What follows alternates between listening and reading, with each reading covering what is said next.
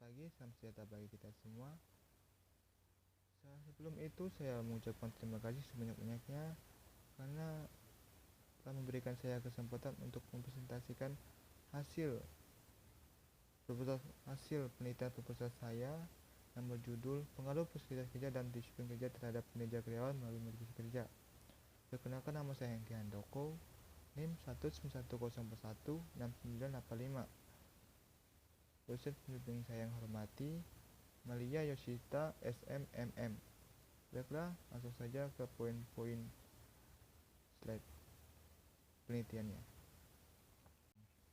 PT Indofood CBP Sukses Makmur Tbk merupakan salah satu perusahaan mie instan dan makanan olahan terkemuka di Indonesia yang menjadi salah satu cabang perusahaan yang dimiliki oleh Salim Group. Pada awal, PT Indofood CBP Sukses Makmur Tbk adalah perusahaan yang bergerak di bidang pengolahan makanan dan minuman yang didirikan pada tahun 1971.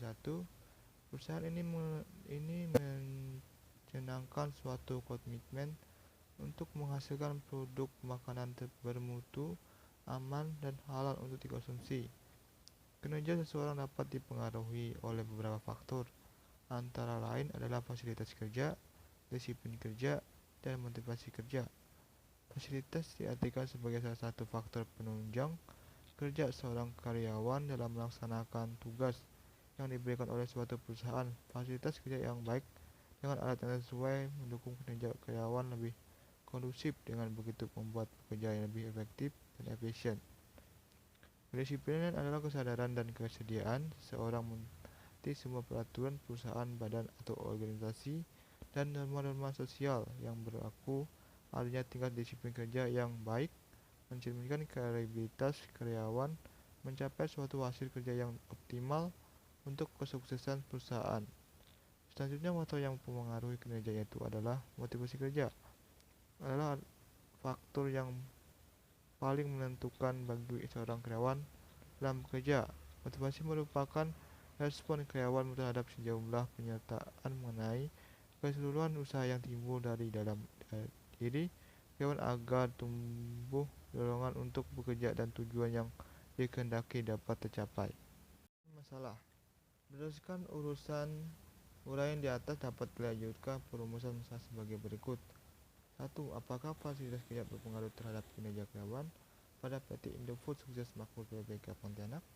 2. Apakah disiplin kerja berpengaruh terhadap kinerja karyawan pada PT Indofood Sukses Makmur Tbk Pontianak?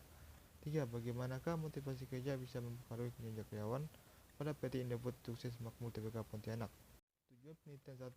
Penelitian ini bertujuan untuk menjelaskan pengaruh signifikan antara fasilitas kerja terhadap kinerja karyawan melalui motivasi kerja. 2. Untuk menjelaskan pengaruh yang signifikan antara disiplin kerja terhadap kinerja karyawan melalui motivasi kerja. 3. Untuk menjelaskan pengaruh yang signifikan fasilitas kerja dan disiplin kerja secara simultan terhadap kinerja karyawan melalui motivasi kerja.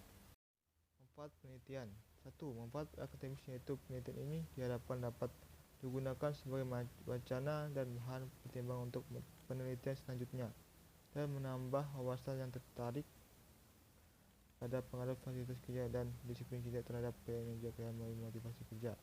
2. Manfaat praktis, yaitu penelitian ini diharapkan dapat dijadikan saran, masukan, atau bahan pertimbangan bagi perusahaan dalam membuat kebijakan dari hasil dari penelitian pengaruh fasilitas kerja dan disiplin kerja terhadap kinerja karyawan melalui motivasi kerja. Landasan teori 1. Kinerja. Kinerja adalah suatu pekerjaan yang dilakukan seorang sesuai dengan wewenang dan tanggung jawab masing-masing dalam suatu perusahaan agar mencapai tujuan organisasi. 2. Motivasi. Motivasi adalah dorongan seseorang untuk bekerja, misalnya adalah gaji yang besar, pimpinan yang mengayomi, fasilitas kerja memadai, lingkungan kerja yang nyaman, serta rekan kerja yang menyenangkan, dan lain-lain. 3. Fasilitas kerja. Fasilitas kerja adalah sarana pendukung dalam aktivitas perusahaan berbentuk fisik dan digunakan dalam kegiatan normal perusahaan, memiliki jangka waktu kegunaan yang relatif permanen, dan memberikan manfaat untuk masa yang akan datang. 4. Disiplin.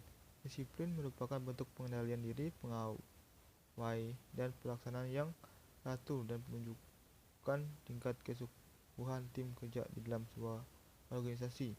Tindakan disiplin digunakan oleh organisasi untuk memberikan sanksi terhadap pelanggaran dari aturan-aturan kerja atau dari harapan-harapan. Kerangka pemikiran, pengaruh pada kerja dan disiplin kerja terhadap kinerja melalui motivasi kerja dalam rangka konstitusi sebagai berikut. Metode penelitian. 1. Jenis penelitian. Menurut penelitian kuantitatif merupakan salah satu jenis penelitian yang spesifikasinya adalah sistematis, terencana, dan terstruktur dengan jelas sejak awal hingga pembuatan desain penelitiannya. Menurut penelitian kuantitatif sebagaimana dikemukakan oleh Sugiono. 2. Lokasi penelitian. Penelitian dilakukan di PT Indofood 1950 Tbk Pontianak. Alasannya sama penelitiannya di PT Indofood 1950 Tbk Pontianak karena adanya permasalahan di lokasi penelitian tersebut dan karena sudah mematuhi lokasi penelitian tersebut selama beberapa bulan setelah mengikuti program dan atau KKN.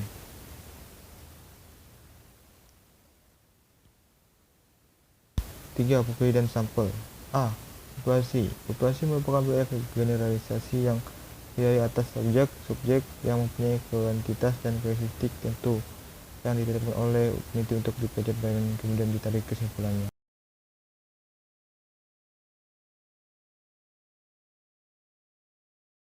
Sampel ialah bagian dari populasi yang menjadi sumber data dalam penelitian di mana populasi merupakan bagian dari jumlah karakteristik yang dimiliki oleh populasi. Teknik yang menurut Sugiono ialah teknik pengambilan sampel untuk menentukan sampel yang akan digunakan.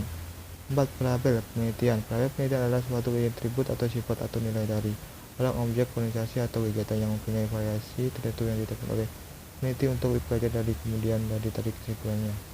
4. Teknik pengumpulan data. A. Data primer. Data primer adalah data yang diperoleh langsung dari karyawan dengan cara membagikan kuesioner kepada responden. B. Data sekunder. Data sekunder adalah penelitian ini diperoleh melalui laporan maupun dokumen dari medical record PT Indofood Sukses Tbk Pontianak. C. Observasi. Observasi merupakan teknik dan cara pengumpulan data dengan melakukan pengamatan dan pencatatan terhadap suatu gejala atau fenomena yang ada pada objek yang diikuti. C. Wawancara. Wawancara adalah metode pengumpulan data dengan cara jawab yang dikerjakan dengan sistematis dan berlandaskan pada tujuan penelitian yang ditentukan. D. Dokumentasi.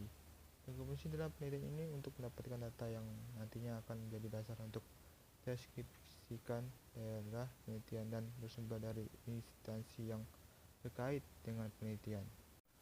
6. Teknik pengelolaan data. Analisis data. 1. Teknik pengelolaan. A. Pemeriksaan data. Editing atau pemeriksaan data, mengecekkan atau penelitian timbal data yang telah dikumpulkan untuk mengetahui dan menilai kesesuaian dan potensi data yang dikumpulkan untuk bisa diproses lebih lanjut. B. Coding. Coding atau pemberian kode adalah pengasihan jawaban dan diberikan ke responden sesuai dengan macamnya. C. Pemasukan data. Istilah pemasukan data bisa disebut dengan entry data. 2. Analisis data. A. Analisis univariat merupakan analisis yang ditujukan untuk mengetahui distribusi frekuensi pada setiap variabel. B. Analisis vibrat. Tujuan untuk mengetahui adanya hubungan antara variabel bebas dan variabel terikat. 3. Ujian statistik deskriptif.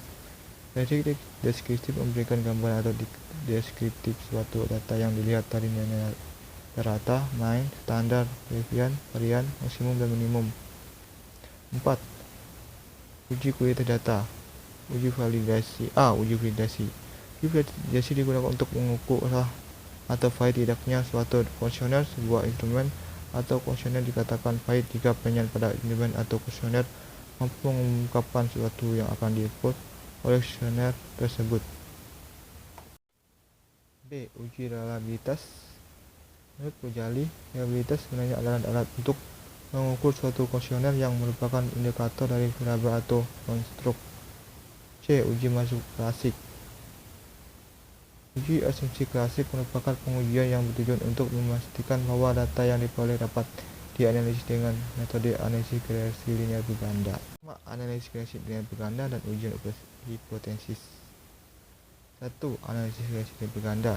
Analisis regresi linear berganda adalah hubungan secara linear antara dua variabel atau lebih variabel independen dengan variabel independen.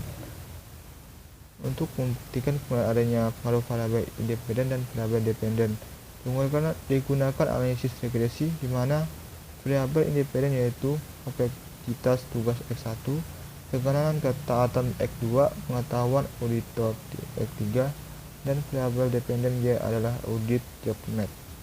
2. Uji hipotesis. A. Uji komposisi definisi R pangkat 2. Uji komposisi definisi uji R pangkat 2 bertujuan untuk mengukur sejauh mana variabel bebas dapat menjelaskan variasi predikat baik secara sel maupun selanjutan. B. Uji pengaruh simultan uji F. Menurut Ghazali, uji pengaruh bersama-sama poin digunakan untuk mengetahui apakah variabel independen secara bersama-sama atau belum mempengaruhi variabel dependen. Baiklah, cukup sekian presentasi yang saya sampaikan. Terima kasih.